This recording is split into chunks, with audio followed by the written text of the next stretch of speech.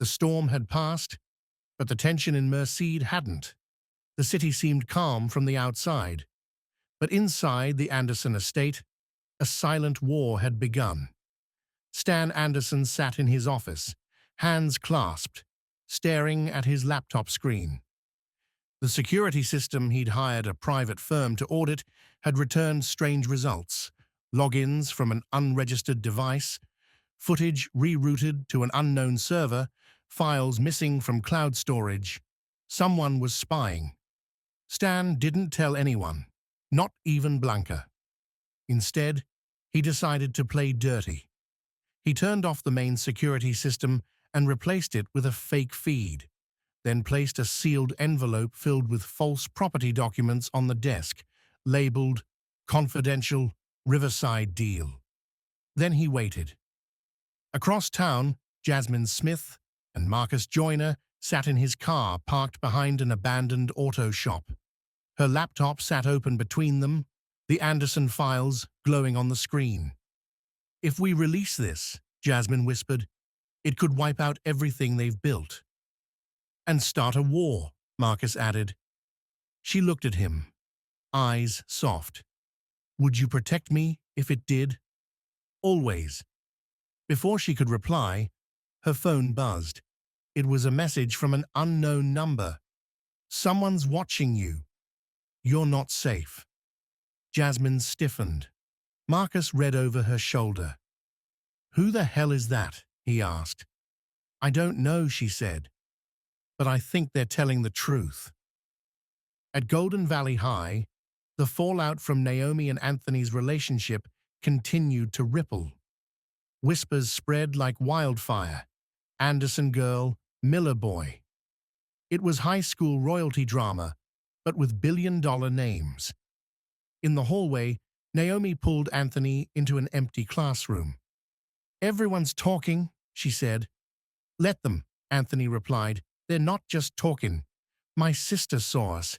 If it gets to my dad—" Anthony stepped closer. "Then let them come.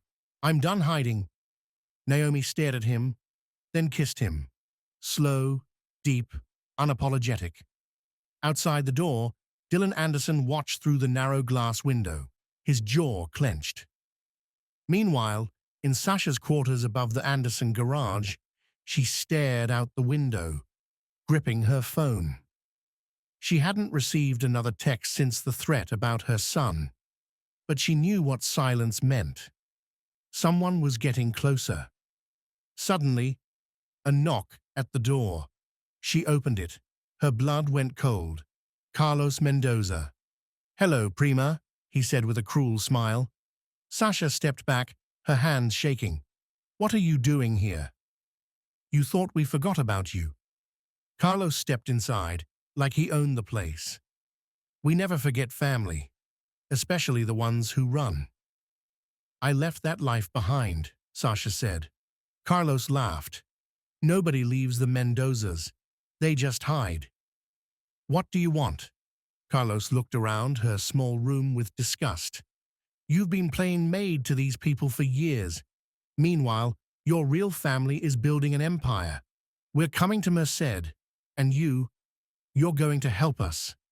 Sasha's voice barely rose. "And if I don't?" Carlos leaned in, whispering, "Then everyone finds out who your baby's father is, and who your real family is. I wonder how Ben Anderson would explain that to the press."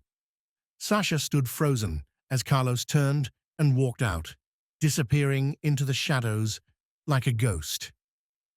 At the Smith estate, Jasmine sat across from her brother Terence in the garden. The air between them was tense. "I know I overreacted," Terence admitted, "but I just want you safe." "You think Marcus is a threat?" "I think being in love with the wrong person can make you one," he said quietly. Jasmine softened. "Then I guess we're both dangerous." She handed him a folder. "What's this?" he asked. "Proof the Andersons have been manipulating the courts for years." Terence flipped through it, stunned. "Where did you get this?" Jasmine didn't answer. We need to move carefully. At the Anderson estate, Tyler entered Stan's office after hours, just like Stan hoped. He saw the envelope on the desk and opened it. Inside, fake documents, meaningless numbers, and a tracking bug hidden in the folder seam. Stan watched from the hallway monitor as Tyler left the room. Gotcha, he thought.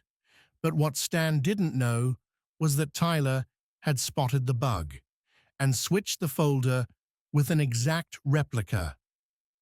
"You're not ready for this game," Tyler whispered as he walked out with the real data drive.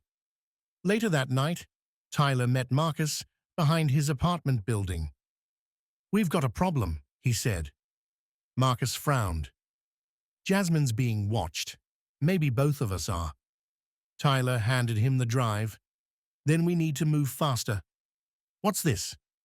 "Everything," Tyler said. "Names, properties, dirty money, even Sasha's secret." Marcus blinked. "Wait, what?" Tyler nodded. "Big Ben has a son no one knows about." Marcus looked stunned. "What are you going to do?" Tyler looked off into the night.